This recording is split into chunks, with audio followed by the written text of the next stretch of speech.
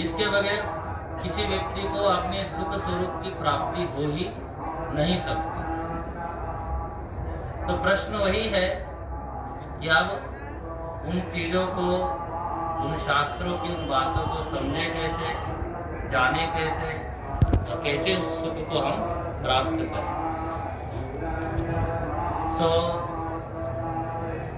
कहा जाता है कि जीवन में, जो उपनिषद में आता है कि भगवान भाष्यकार ने लिखा 3 संधि होनी चाहिए, त्रिसंधि। वो क्या है? पहला तो है आपको प्रमाण, जो प्रत्यक्ष, अनुमान और आगम, ये 3 संधि से जीवन जीना आना चाहिए।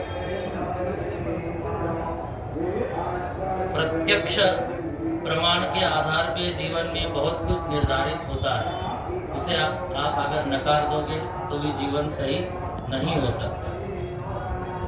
प्रत्यक्ष में ऐसा कोई घटना घट रही है जिससे आपके जीवन में अनर्थ आ रहा है, तो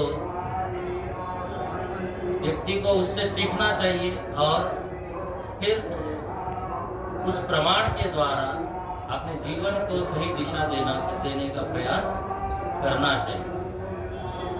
इससे भी नहीं हुआ, अनुमान से भी नहीं हुआ, तो फिर आगे है आपका शास्त्र, और शास्त्र मिलता है संत चरणों में बैठकर, गुरु चरणों में बैठकर हमें प्राप्त होता है। तब जाके जीवन का रहस्य सुलझने में हमें सहायता मिलती है।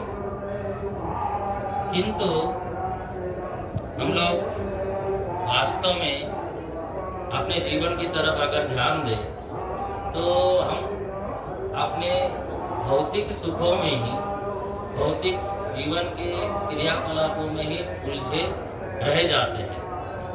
समझ में तो आता भी है कि ये निरर्थक है, छोड़ना भी चाहिए, बहुत बार मन में आता है, लेकिन छोड़ा नहीं जाता है, त्यागा नहीं जाता है, वो बल हमारे पास आता नहीं।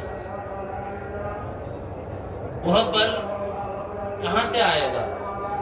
उस बल को पाने के लिए कुछ गुरु कृपा हो, भगवत कृपा हो, शास्त्र कृपा हो, तो वो बल बढ़ता है। क्योंकि अपने करने से तो बहुत बार होता दिखता नहीं है, हवा से ही बहुत बार ऐसे संयोग बनते हैं और जीवन में बदलाव आता है। अन्यथा तो व्यक्ति के केवल प्रयास से ही सब हो जाता है। तो हम लोग सब कुछ जीवन में पा लेते हैं, किंतु ईश्वर कृपा इसमें, कल हम भी सुन रहे थे, स्वामी जी एक बार जगह बोले, प्रश्नोत्तरी में ही बात हो रही थी ना, कि ईश्वर कृपा की हमें जरूरत है। ईश्वर कृपा से ही बहुत सारी चीजें होती है, स्वयं के प्रयास से बहुत बार होती दिखती नहीं है। तो हम लोग उस कृपा के पात्र बने, इसके लिए कम से कम कुछ चीजों का जीवन में पालन होना चाहिए। वह है, उसमें भी हम त्रिसंधि ले आएंगे। वो क्या है? यज्ञ, स्वाध्याय और दान।